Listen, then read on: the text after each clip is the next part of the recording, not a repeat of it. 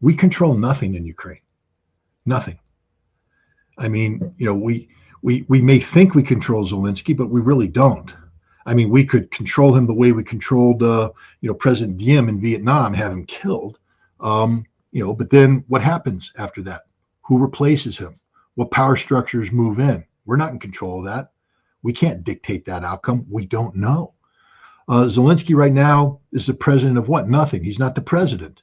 And that's a growing concern, not just from around the world. What the decisions he's making right now, what's the constitutional basis of this? He's operating outside the Constitution of Ukraine. There were no presidential elections. His term in office has gone away. And you see parliamentarians starting to question this. Why do we have this man here? Why is he continuing to be president when he's not? We need to have an election. We need to come up with some sort of process that is constitutional in nature for this this leadership. And you see the lack of trust and confidence in the Zelensky regime is gone. Ministers are fleeing. One of the reasons is because they're so corrupt that you can't hide the corruption anymore. And so they've literally taken the money we've given them. They've already put it in bank accounts around that we helped put them in because we understand the game.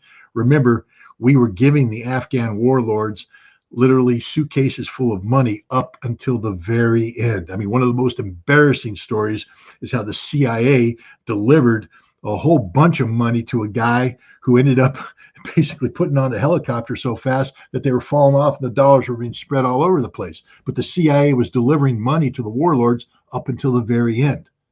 And we will continue delivering money to these corrupt people that we've empowered in Ukraine up until the very end. But they're not taking the money, just like the Afghans didn't take the money to die for this cause. When you're corrupt and you take money like that, that means you want to live. Scott Ritter's blunt analysis is not just a critique of Zelensky's leadership, but a harsh reality check for those who still believe the U.S. has any real control over the outcome in Ukraine. According to Ritter, the illusion of influence in Ukraine is rapidly crumbling, and the situation is eerily reminiscent of Vietnam. Just as the U.S. once believed it could shape the course of history in Vietnam, we now find ourselves once again believing we can control events in Ukraine. But as Ritter points out, this belief is misguided at best and dangerously naive at worst. The very idea that the U.S. can control Zelensky or the future of Ukraine is deeply flawed. As Ritter notes, Zelensky's power is on shaky ground. His term as president has expired, and yet there have been no new elections. Parliamentarians in Ukraine are openly questioning his legitimacy, and that internal dissent is growing stronger by the day. The absence of a constitutional mandate makes Zelensky's hold on power tenuous, and without popular support, the U.S. cannot rely on him to carry out its agenda indefinitely. This is where Ritter draws a disturbing comparison to President Diem of Vietnam. The U.S. believed it could control Diem, and when that control slipped, it resorted to drastic measures, having him killed. But even that didn't solve the problem. After Diem's death, the power vacuum that emerged made the situation even more chaotic, and the U.S. was left with even less influence than before. Ritter suggests that even if Zelensky were removed from power, the U.S. would not be able to dictate the outcome in Ukraine. New power structures would emerge, and the U.S. would have little say in shaping them. At the heart of Ukraine's crisis is the constitutional breakdown Ritter warns about. Zelensky, whose presidential term has expired, is continuing to make decisions that affect the entire nation, decisions that many argue have no legal basis. This constitutional vacuum is fueling unrest within the Ukrainian government, and it's raising serious questions about Zelensky's legitimacy both at home and abroad. Parliamentarians are openly asking why there haven't been any new elections. Why is Zelensky still in office when he no longer has a constitutional mandate? As this questioning grows, so does the instability in Ukraine's political system. And the longer this instability persists, the less control the U.S. has over the situation. A leader without legitimacy is not someone the U.S. can rely on to steer the country toward a peaceful or favorable outcome.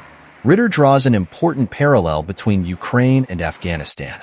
Just as the U.S. funneled billions of dollars into Afghanistan, supporting warlords and corrupt officials who had no intention of building a stable country, the same thing is happening in Ukraine today. The money sent to Ukraine is not being used for its intended purpose. It's lining the pockets of corrupt officials who are already planning their escape. The Afghan warlords were notorious for taking U.S. money and squirreling it away in foreign bank accounts. And according to Ritter, Ukrainian officials are doing the same. They're not preparing to fight for their country. They're preparing to flee with the money they've amassed. This corruption is eroding whatever control the U.S. might have had over Ukraine's leadership. The officials we're funding are not loyal to the cause. They're loyal to their own financial interests. As Ritter explains, the corruption in Ukraine's government is not just a side issue. It's a central problem that's undermining the entire war effort. Ministers are fleeing the country, not because of the conflict itself, but because they can no longer hide their corruption. The money they've taken from the U.S. and other Western nations is safely tucked away in foreign accounts, and now they're running before the full extent of their corruption is exposed. This is a pattern the U.S. has seen before. In Afghanistan, the CIA delivered suitcases full of cash to warlords up until the very end, despite knowing that the money wasn't being used to fight the Taliban. The same thing is happening in Ukraine.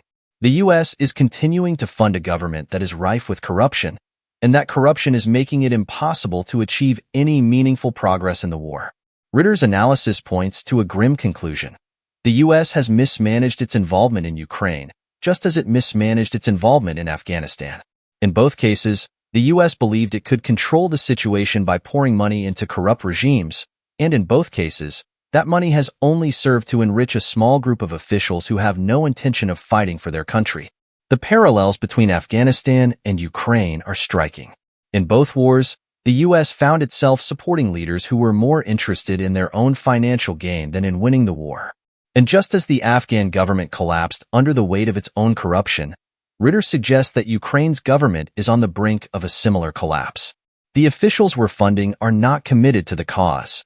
They're preparing to flee, just as the Afghan warlords did. Ritter's final point is perhaps the most troubling. He argues that Zelensky's regime is headed for collapse, and there's little the U.S. can do to stop it. The combination of corruption, constitutional illegitimacy, and growing internal dissent is creating a situation that is untenable. The ministers who are fleeing Ukraine are just the beginning. As the war drags on and the corruption becomes impossible to ignore, more officials will abandon ship, and Zelensky's government will fall apart. The U.S., Ritter warns, will continue to send money to Ukraine right up until the bitter end, just as it did in Afghanistan. But that money won't change the outcome. The officials in Ukraine have already made their exit plans, and when the collapse comes, the U.S. will be left to pick up the pieces of yet another failed intervention. According to Scott Ritter, we control nothing in Ukraine, absolutely nothing. We may think we control Zelensky, but we really don't. Sure, we could control him the way we controlled President Diem in Vietnam, by having him killed. But then what happens after that? Who replaces him? What power structures move in? We're not in control of that, and we can't dictate the outcome. Zelensky is, right now, the president of nothing. He's not really the president anymore, and that's becoming a growing concern, not just around the world, but within Ukraine. The decisions he's making now, what's the constitutional basis for them? He's operating outside the Constitution. There were no presidential elections, and his term has expired. You even see parliamentarians starting to question this. Why do we still have this man in office? Why is he continuing as president when his term is over? Ukraine needs an election, some kind of constitutional process to address this leadership vacuum. The lack of trust and confidence in the Zelensky regime is clear. It's gone. Ministers are fleeing, and one of the reasons is that the corruption is so rampant that it can't be hidden anymore. They've taken the money we've given them and put it in foreign bank accounts we helped set up because we understand how the game is played. Remember, we were giving Afghan warlords literal suitcases full of cash up until the very end. One of the most embarrassing stories from Afghanistan is how the CIA delivered money to a warlord who fled so quickly that the dollars fell out of the helicopter as he escaped. But we kept delivering money to those corrupt warlords until the end, and we'll continue doing the same in Ukraine. However, like in Afghanistan, they're not taking the money to die for the cause. When you're corrupt and you take money like that, it's because you want to live. Thanks for watching.